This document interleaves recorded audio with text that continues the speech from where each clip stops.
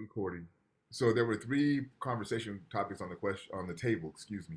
One, what is the thesis of both poems? Two, what is the benefit of approaching this thesis from the standpoint of a poem, juxtaposed to presenting as an essay? And then three, what is your favorite reading of the semester? And then what have you learned about yourself throughout this course? So who would like to talk about what was discussed in your breakout rooms?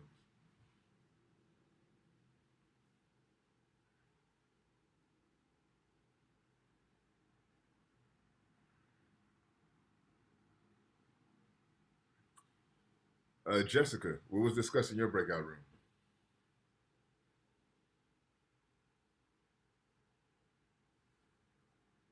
Jessica Juarez, we're waiting on you.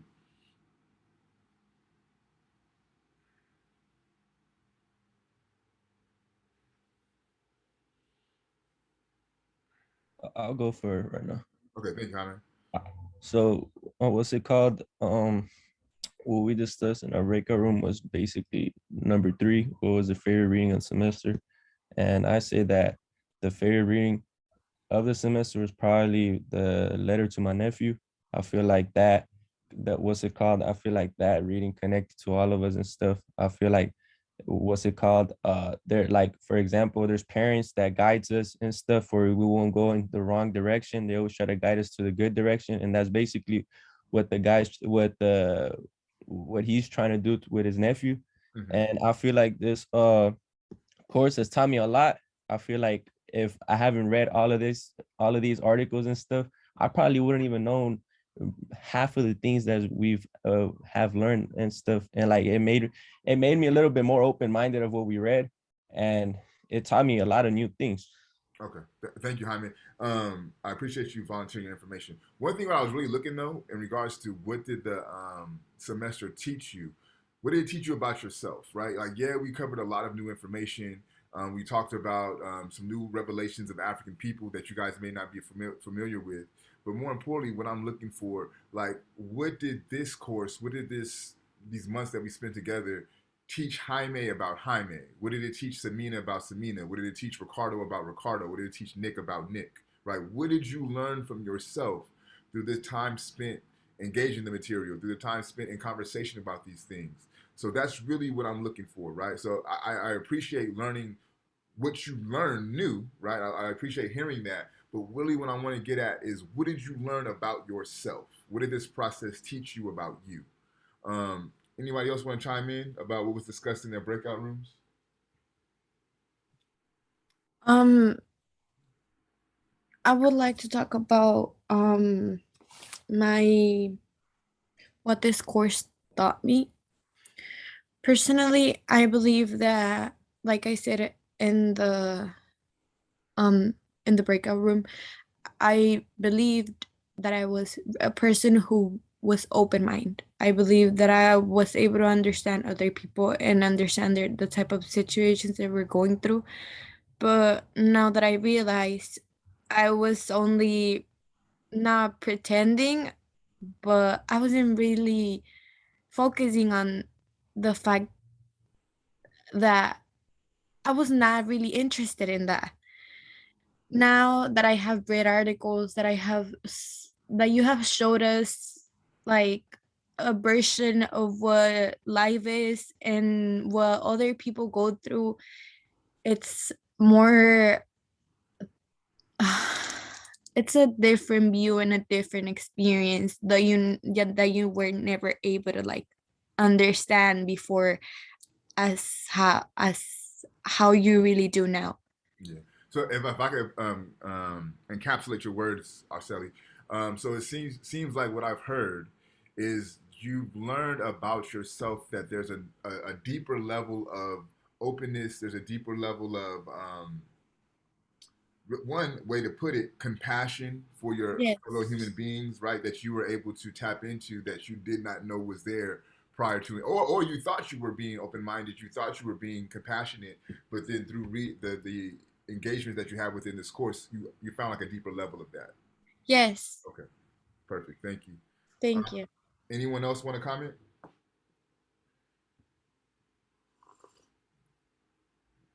What about the thesis of the two poems? Who had discussed the thesis of the two poems? It was kind of difficult, like to come up with a thesis for both because, like, well, both kind of have the same message going for them, but it's just hard to articulate like a complete sentence to that. But I think what I'll just give it a shot of it, like Okay. that. I feel like both were talking about like African like race or people, like the beauty of African people, or well, when I first read I forgot which one it was. I think it was. Let me try to find The shorter one or the longer one? the longer one, Okay. Black Love Supreme. Uh-huh. I was the whole time I was thinking like always talking about like Mother Africa, like as a whole, like the continent as a whole. And I was just had that interpretation. And then I started reading more and more. And it's not that I got confused, it's just that a different interpretation like just came up.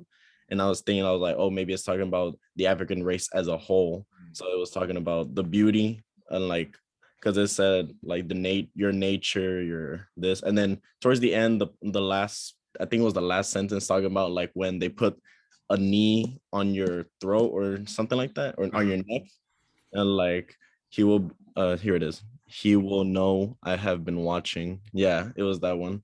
And I was thinking about like when they try to like suppress the African race, and like it's just that it shows like their endurance and like their willingness to like just like how do you say persevere. Yeah, that's what I was thinking. Yeah, Ricardo, I wasn't asking for you guys to come up with a thesis for both poems, but I think if I were to ask that question, which you articulated would be that thesis, right? If you are to kind of put them two together, which is actually dope, because I didn't think about that myself, and I would have to agree with you if I were to look at both poems. I would have to say it's about black beauty, black love, and just an affinity for blackness. Yeah. Yeah. Yeah, because the shorter one talked more about like appearances, like the details, like hair and like the more characteristics of like the human body. So yeah, that's what I was trying to get at. Absolutely. Thank you, Ricardo. Jaime, can you do me a favor, man? Could you what you put in the chat, can you state that out loud, please? I think I don't know if I read. It was 2 readings, right, this week? Yeah, it was 2. Okay, I thought I did the wrong one. Cause I did in defense of self-defense. That's what you said, like on Monday from last. Yeah. I did all on the same day. Okay, that's my fault, Jaime, because I originally had said it would be in defense of self-defense, and I sent out an email saying that it would be the poems. But when I read your comment, I was relating that to the longer poem that Ricardo was mentioning in regards to the self-defense aspect of it. So I misinterpreted what you put in the chat. But no worries, man. It's all good. That's a pretty good reading also. Anyone else want to chime in as what they thought the thesis of either of the two poems were?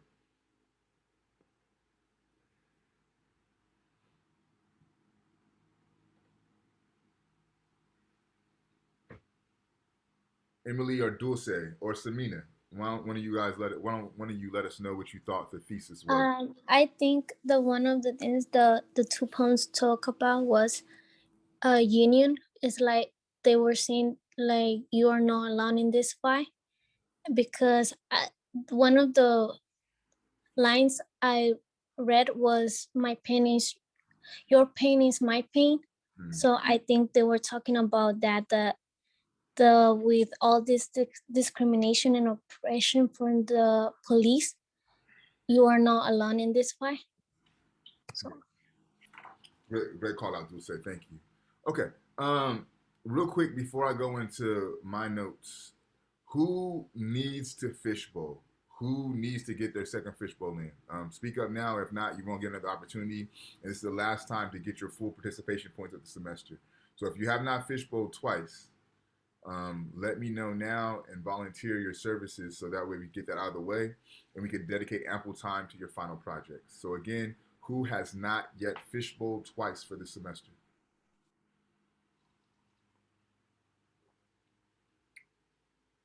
All right, bet. So we'll move forward then. I'm gonna show. How many of you all got a chance to watch the video that was attached to the material for this week? Nobody. Okay, so we'll watch that real quick. For those of you who read the poems, this video is going to accompany the shorter poem. Okay, so think about the shorter poem when you watch this video. 1 second. All right.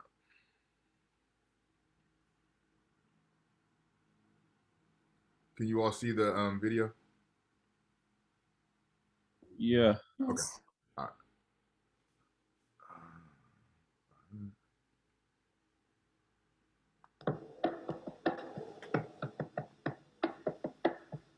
Tenía 7 años apenas 7 años.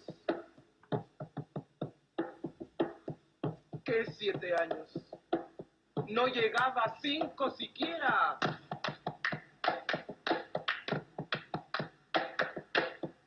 De pronto unas voces en la calle me gritaron, negra. ¡Negra! ¡Negra! ¡Negra! ¡Negra! ¡Negra! ¡Negra! ¡Negra!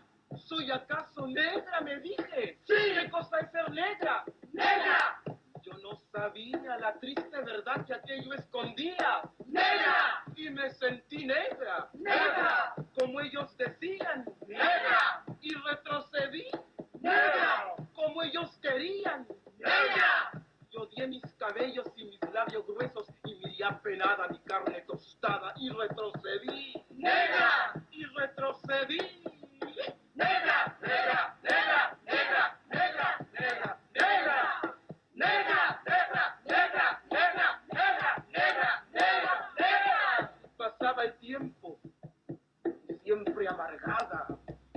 Seguía llevando a mi espalda mi pesada carga. Y cómo pesaba.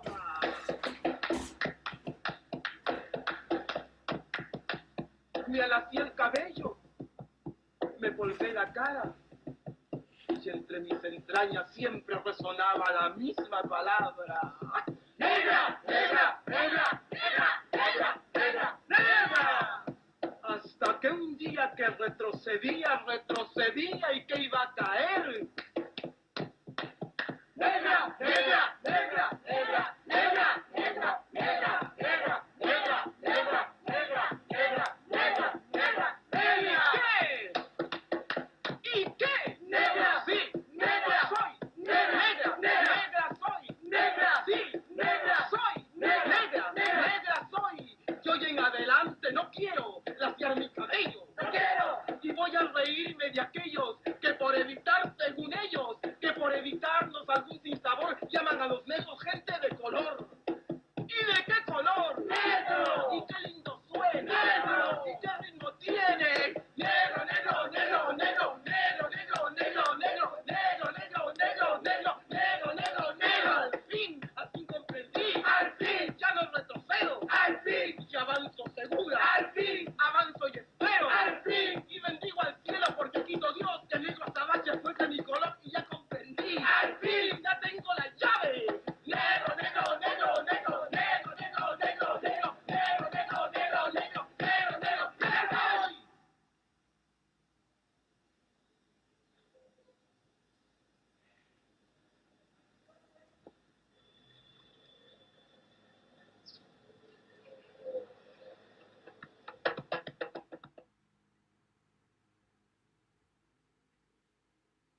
Okay, so that was the poem by Victoria Santa Cruz that inspired the poem that you read by Fred Moten.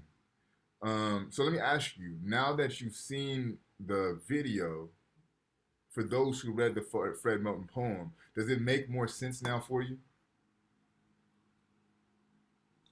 Yeah, it makes more sense now that looking at the video and yeah, just seeing that very like empowering video and like interpretation. I feel like the video just brings out more because you know how they're in the background screaming it out, and it's like it has a rhythm to it, like you hear the drums and everything. So yeah, I thought that was pretty cool.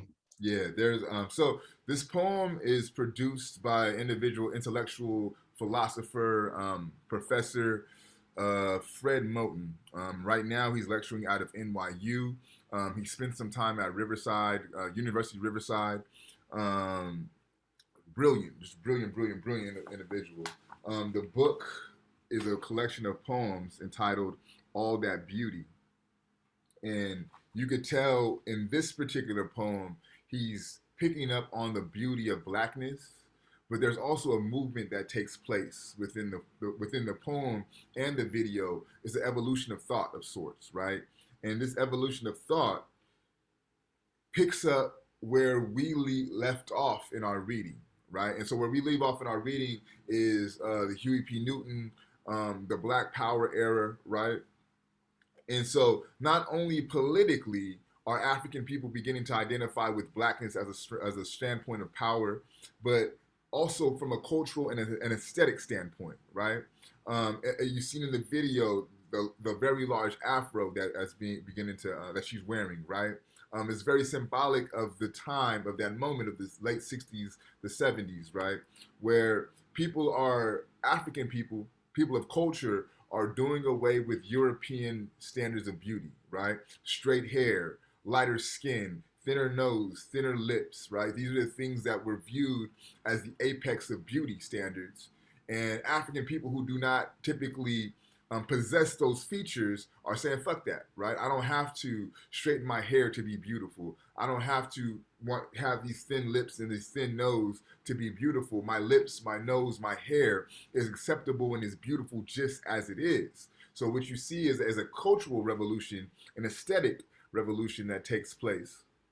And it's reflected within the poetry of Victoria Sanchez, and it's reflected in the work of Fred Moten, with the title of the book being All That Beauty, right? And the beauty that he's talking about is the beauty of blackness and the beauty of black womanhood. I'm gonna read the poem, just the first half of the poem, just for those who did not, and then think about this as it pertains to the video that you just watched. They yelled at me, black woman. They called me black woman, and I called myself saying, don't call me out of my name.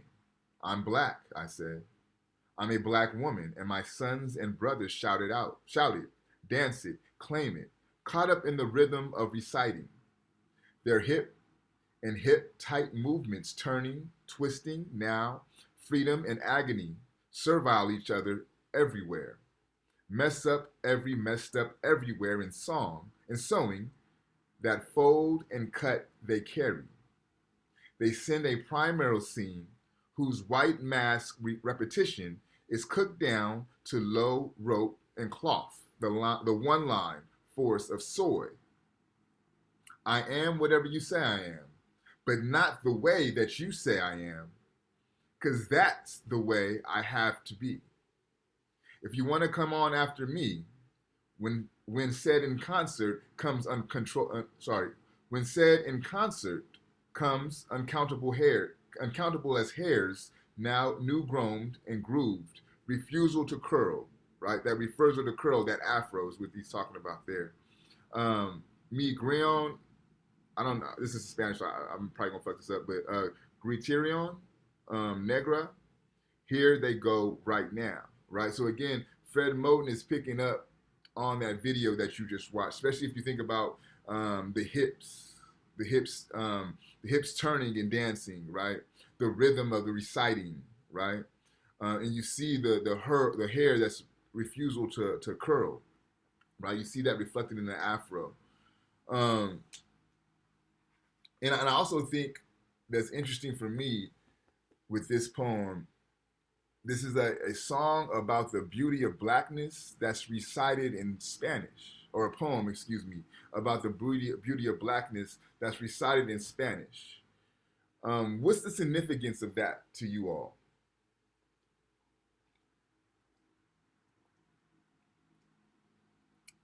Like, Go ahead.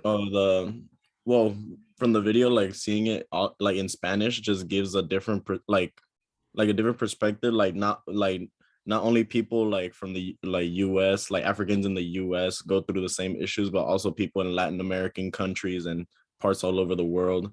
Like they go through the same thing. They go through that type of like discrimination just because of the color of their skin, or like, yeah. And it opens up like a whole new world to you, thinking like, oh, it's not just happening in our world, if not just the entire world in different parts. But yeah.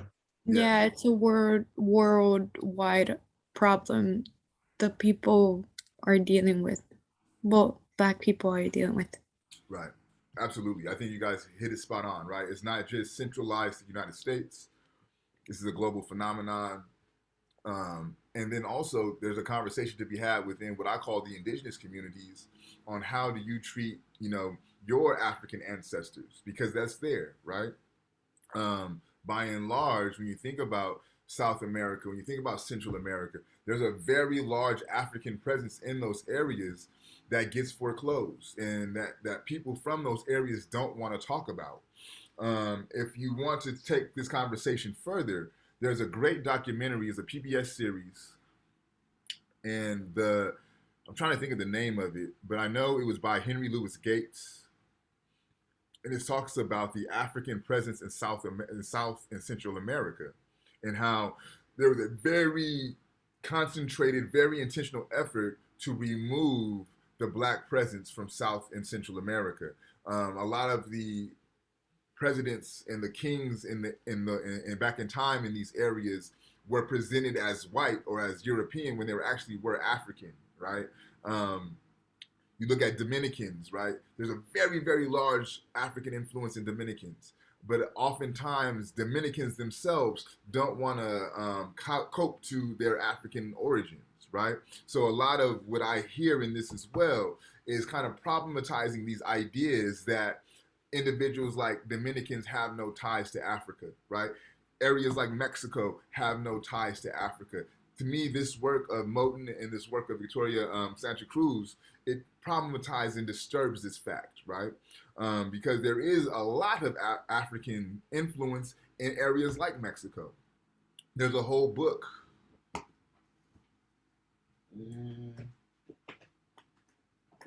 It's in here somewhere. Anyway, it's a book entitled "They Came Before Columbus," and it talks about before Christopher Columbus and European invasion made its way to the Western Hemisphere, African people and indigenous people, they came together and they made culture, right? And they made lifestyles and they made customs and they made religions, right? So there's a very strong African presence in these areas that get unnoticed, and I think that this work kind of brings that to the fore. So before we transition to the final projects, let's talk about the Black Love Supreme poem a little bit. So to me, when I read this poem, it's a movement at play, right? It's a lot of moving pieces. There's a shifting to where it almost reads as a love letter, and then it kind of evolves into something deeper.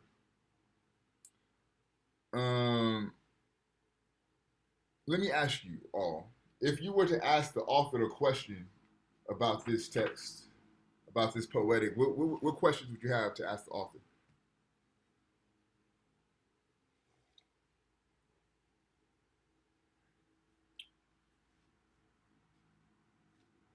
No questions? Okay, well, think about it this way. What questions do you have about the poetic?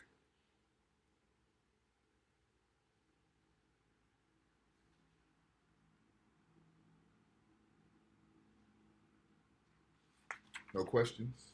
No thoughts about it at all?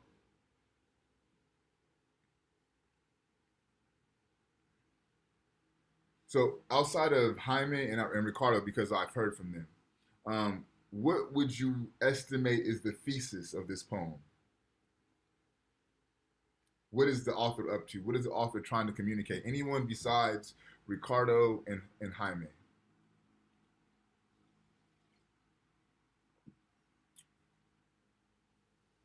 Jessica, what do you think the thesis of the text is?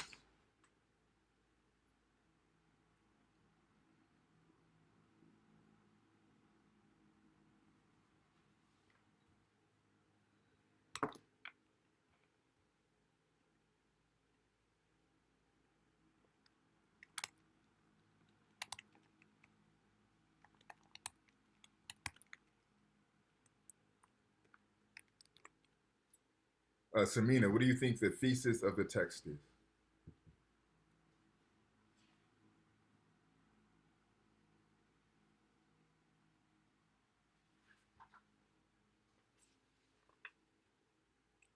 Samina Haddad, what do you think that thesis of the text is?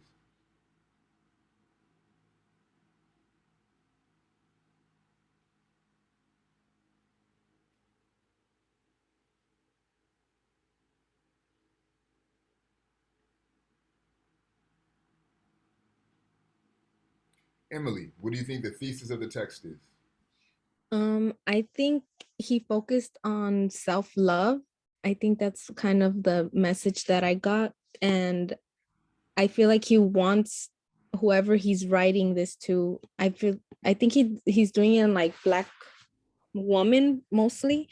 He wants them to see themselves as he sees them, because he keeps repeating, I've been watching you for a while. So I feel like he wants them to see their worth, kind of, so that they can stop allowing the mistreatment from white people. That's kind of what I got. Yes, I think it's a good estimation. Why do you think it's a male though? Why do you think it's a man writing this? I don't know. I just kind of got that. That's kind of what I got. I don't think it was a woman. I feel like it's a male to a woman. Okay, okay. Nick, what do you think the thesis of the text is?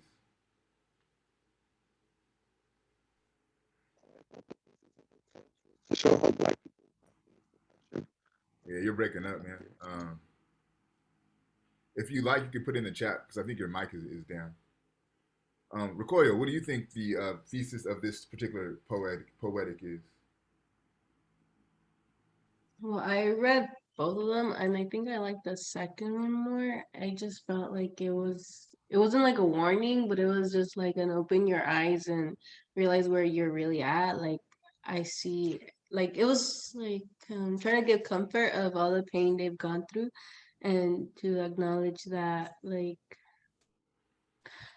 I don't know. I really get confused towards the end when he's talking about, I guess, like being in a relationship, and he's like, it's not, you can't give consent if you're like enslaved. Hmm. Yeah. Okay. And then just looking at the chat, Nick is saying the thesis of the text is to show how Black people have faced oppression over 400 years, and how there is oppression in the form of police brutality. It also talks about the beauty of Black people. Yeah. And Jaime is saying in the text he feels like he just wants them to be proud of who they are, and to be proud of their African ancestry. And it seems like everyone is pretty under the understanding that this is a male writing this, correct? Everybody would agree that says this is a male author.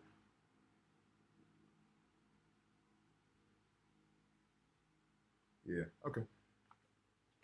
Yeah. So yeah, no, it is a male author. I'm the author. I wrote this shit maybe 2 years ago. Yeah, if I said 37, so yeah, it'll be 2 years ago I wrote this. It was a summer with like George Floyd and all of the when all of that kind of went down. This was kind of my way to process the craziness of everything. And it is a poetic to Black people, right? And I know it's kind of engendered in the sense of it comes off as if I'm writing to a woman, but nah, it's more so a poetic to just Blackness as a whole, just the Black people, African people in their entirety, and it deals with themes of, yes, abuse. It deals with themes of self assurance and self worth. Um, yeah, and I don't know who said the watching, but whoever said that comment about watching, you're absolutely correct. Like that's exactly what I was trying to convey by the repetitive nature of the watching. Looking at the chat, Dulce, why did you think that I was the author, or why did you know that? How did you know, I should say, that I was the author? At the beginning, when I read about, like, I've been expecting like 37 years, and I remember, I think that was kind of your age, and the way that the poem was written is kind of the way you speak in class to us. Yeah, yeah, it's like little hints in there. There's like the Baldwinian love, right? That's something that we talk about throughout the semester. Yeah, very very attentive reading. All right. Professor, I did not know it was you, the one who wrote it. Yeah. That That's so surprising. Yeah. It was a really good book, by the way. Thank you.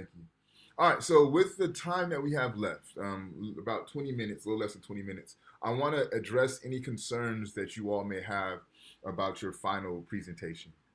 So, one, everyone will meet on the day of our final. So, Group A and Group B. I don't know what that day is. If somebody could look it up real quick, I'd appreciate it. But whatever the day of our scheduled final is, we'll all meet on that day and we'll spend the entire time going through your presentations. The presentation should be no longer than 7 minutes, anywhere from 5 to 7 minutes for your presentation. The requirement for your presentation is that you discuss the thesis of the song, you discuss an analysis of the song, you discuss a contemporary analysis of the song, and any potential questions that you want to either offer as a discussion topic or just offer to the audience as a whole. So again, what is required in your presentation? No longer than 7 minutes. A thesis of the song, an analysis of the song, a contemporary analysis of the song, and questions maybe for the audience or any questions that you had about the song to engage in conversation. Does that make sense? Yes, you said thesis, analysis, contemporary analysis, and what was the last one? Any questions? So questions for the audience or questions to start conversation. And this will be done as a presentation, not a journal presentation. Correct. It's going to be so. And what I'm doing, Arcieli, is taking the components of your journal and having you to infuse them into your presentation. How you choose to do your presentation, that's where you guys have leeway, right? You could do a PowerPoint presentation. You could do a poem. You could do a song. You could do a podcast. You could do a video. However you choose to do it, I'm okay with. As long as you have your thesis, your analysis, your contemporary analysis, and your questions, you did fine by me. Oh, so it could be a PowerPoint too, right? Yeah. It could be a PowerPoint. You could do like a video. I've seen students do videos. I've seen students do podcasts. Students have done poems. I've seen students put together a whole nother song. They like remix the song. I'm okay with anything, as long as you have those 4 components. For sure. Okay. So, are there any other questions you all have about your presentations? You said this was a group presentation, so we have to get in contact with the other person, right? Yeah, I hope you had done that already. I'm gonna pull up for your class what the groups are, so that way you'll know. Give me 1 second. Okay, so for Group A, this is your group. We have Rhapsody. It should be Dulce, Rocoyo, Jaime, Emily, and Jessica. So you all should be in contact with one another. We have Nipsey Hussle's Face the World. It will be Eric, Ricardo, and Caesar. Nina Simone's 4 Women, Arcieli and Bridget. Tupac, White Man's World, we have Damien. And there's another person in this group with Damien. I just have to update that. I have it in my emails, but I'll have to change that. Yeah, it's me. Okay, I'm sorry. I can't. Who said that? Samina. Samina. Okay. So then,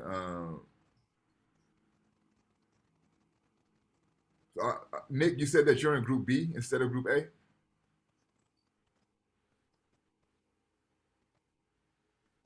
Oh yeah, me too. Okay, so Samina and let me see. Okay, so you should be in Group. All right, I'll fix that, and then Nick, you as well. So Nick, you should be in Group A. So one thing, Nick, there is no Kendrick Lamar in Group A.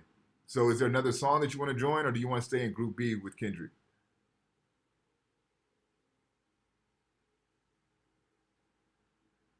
Okay. So just make sure that you get with the members of Group B, Nick, so that way you could be in the loop with your presentation. So Samina, I don't think Damien's on today. Have you got a chance to get in contact with Damien? No, I haven't gotten any response. But you reached out to him? Yeah. Okay. Professor, I'm sorry for interrupting you. I have a question. Is Bridget here right now? She's not here today. I don't see her online.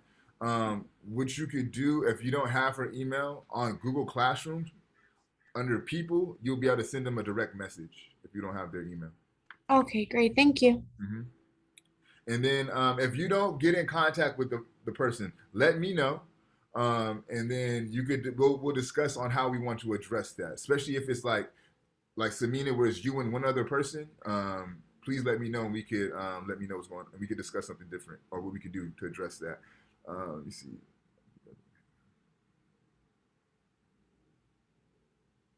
Yeah. So we have probably like a week to get that complete and be ready to present. Again, I don't know off the top of my head when is our final, but we will.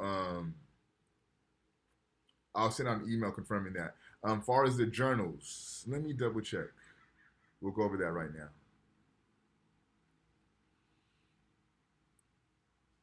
Okay, so for our journals, we have 1,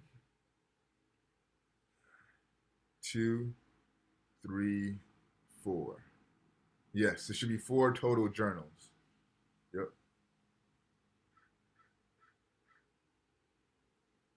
Any other questions to close out?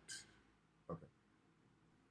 Professor, you still want me to do the thesis and all that for the reading that you said for last week, but I did the wrong one. You know what, Jaime, just turn in what you have, and I'll count that for this reading. You don't have to read the poems too. So if you did the in defense of self-defense, write a journal for that and submit it, and I'll give you full credit for that journal. All right, for sure. Cool. Okay. When on the day of the final, there will be a tab for you to submit your journals. So make sure you do that. You'll have until the end of the day to get those in. So the remaining 4 journals should be included in the ones that you already submitted to me, and then I'll give you full points for your journal. Any other questions?